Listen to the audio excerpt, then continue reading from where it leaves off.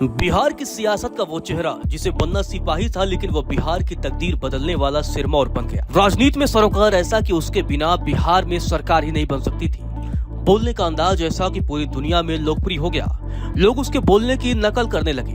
वह कभी भैंस की पीठ पर सवारी करता था और फिर सत्ता के शीर्ष तक पहुंच गया। चलिए आपको बिहार की राजनीति के सबसे पावरफुल शख्स लालू प्रसाद यादव की अनसुनी कहानियां सुनाते हैं। लालू प्रसाद यादव की जिंदगी एक ऐसी किताब है जिसमें हर पन्ना परिश्रम, संघर्ष, हिम्मत और प्रेरणा से भरा है। सिपाही बनने का उनका सपना भले ही अधूरा रहा, लेकिन इस सपने ने उन्हें उस रास्ते पर ला खड़ा किया जहां उन्होंने न सिर्फ बिहार बल्कि पूरे देश की राजनीति को एक नया रंग दिया। आज हम लालू यादव को याद करते हैं तो यह किस्सा हमें उनके उस साधारण अतीत की याद दिलाता है जिसने एक असाधारण व्यक्तित्व को जन्म दिया।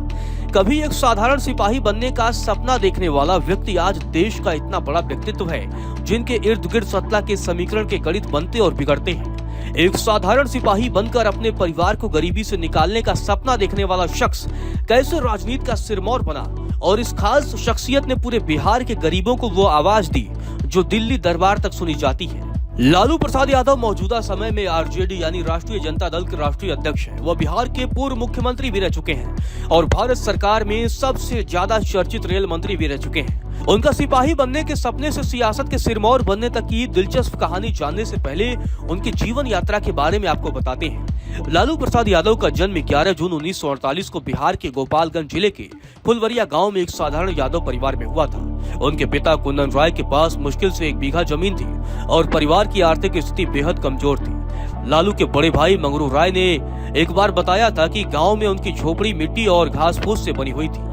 घर में खाने को भरपेट भोजन और पहनने को ढंग के कपड़े तक नहीं होते थे। ऐसे में लालू और उनके भाई बहन मवेशी चराने और खेतों में काम करने में दिन बिताते थे। लेकिन लालू यादव ने बचपन से ही कुछ अलग करने की जिद ठान ली थी। लालू यादव गांव के उन बच्चों में थे जो सामाजिक सीमाओं को तोड़कर बड़ों से बेखौफ बात करते थे। लेकिन लालू यादव की पढ़ाई लिखाई भी आसान नहीं थी। 6 वर्ष की उम्र में वह अपने बड़े भाई के साथ पटना आ गए। पटना विश्वविद्यालय के बीएन कॉलेज में उन्होंने एलएलबी और राजनीति विज्ञान में मास्टर डिग्री हासिल की। लेकिन पढ़ाई के दौरान भी उनकी आर्थिक स्थिति इतनी खराब थी कि उन्होंने बिहार वेटनरी कॉलेज में क्लर्क की नौकरी की, जहाँ उनके बड़े भाई चपरासी थे। इस दौरान लालू यादव के मन में एक ही सपना पलता था कि एक अस्थायी सरकारी नौकरी जो उनके परिवार की आर्थिक स्थिति में सुधार ला सके। उस कालखंड में उनको अपने इस सपने को पूरा करने का सबसे ठोस रास्ता उन्हें बिहार पुलिस में सिपाही की नौकरी में दिखा। बात उस समय की है जब लालू यादव पटना विश्वविद्यालय में छात्र राजनीति में सक्रिय होने लगे थे। वह जयप्रकाश नारायण के आंदोलन से जुड़े थे और छात्र नेता के तौर पर अपनी पहचान बना रहे थे।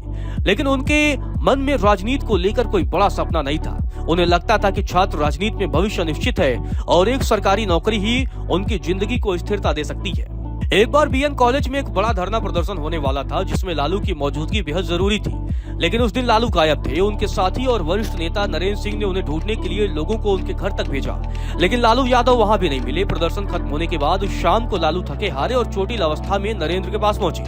नरेंद्र ने जब उनसे पूछा कि कहां थे, तो लालू ने बताया कि वह बिहार पुलिस की सिपाही भर्ती में हिस्सा लेने गए थे। लालू यादव ने बताया कि भर्ती प्रक्रिया में सब कुछ ठीक चल रहा था, लेकिन दौड़ के दौरान वह गिर गए और चोटिल हो गए। इस वजह से वह भर्ती में असफल रहे। यह असफलता लालू के लिए निराशाजनक थी, लेकिन यह वही पल था जिसने उनकी जिंदगी की दिशा बदल दी। नरेंद्र सिंह ने उन्हें समझाया कि उनका भविष्य सिपाही की वर्दी में नहीं बल्कि राजनीति में है। इस घटना के बाद लालू ने छात्र राजनीति में और अधिक सक्रियता दिखाई और यहीं से उनके सियासी सफर की नींव पड़ी। लालू प्रसाद यादव की यह सफलता उनके लिए वरदान साबित हुई। साल 1977 में मात्र 29 साल की उम्र में वह जनता पार्टी के उम्मीदवार के रूप में लोकसभा सांसद चुने गए और सबसे कम उम्र के सांसदों में से एक बने। इसके बाद साल 1980 और 1985 में बिहार विधानसभा के सदस्य रहे और 1989 में विपक्ष के नेता बने। 1990 में वह बिहार के मुख्यमंत्री बने और उनकी अनोखी शैली ने उन्हें न सिर्फ बिहार बल्कि पूरे देश में मशहूर कर दिया।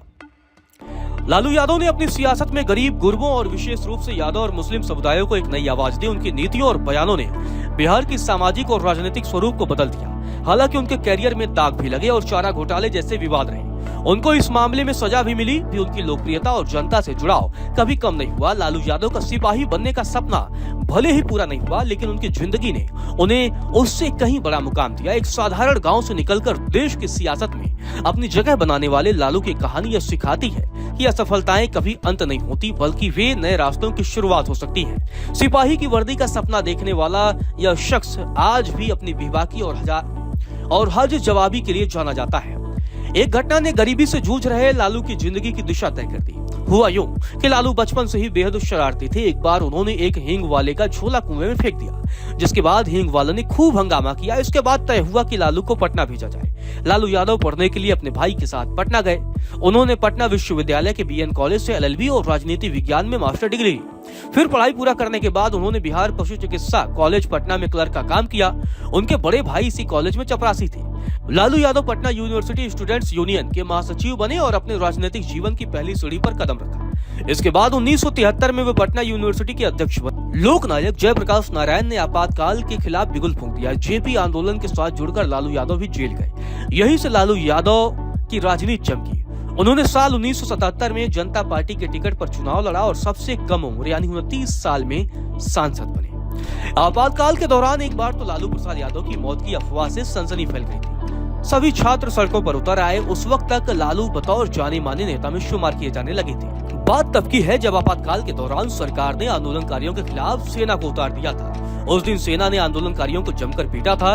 इस घटना के बाद यह अफवाह फैल गई कि सेना की पिटाई से बुरी तरह घायल लालू यादव की मौत हो गई। पूरे प्रदेश में खलबली मच गई। लालू परिवार में तो कोहराम मच गया। बाद में लालू यादव खुद सामने आए और उन्होंने बताया कि उन्हें कुछ नहीं हुआ है। साल 1973 में लालू यादव की शादी राबड़ी देवी के साथ हुई थी। 3 साल बाद यानी 1976 में लालू और राबड़ी की एक बेटी हुई। उस समय आपातकाल में लालू यादव को आंतरिक सुरक्षा कानून यानी मीसा के तहत गिरफ्तार किया गया था। 1990 में देश में अयोध्या राम मंदिर का मुद्दा काफी जोरों पर था।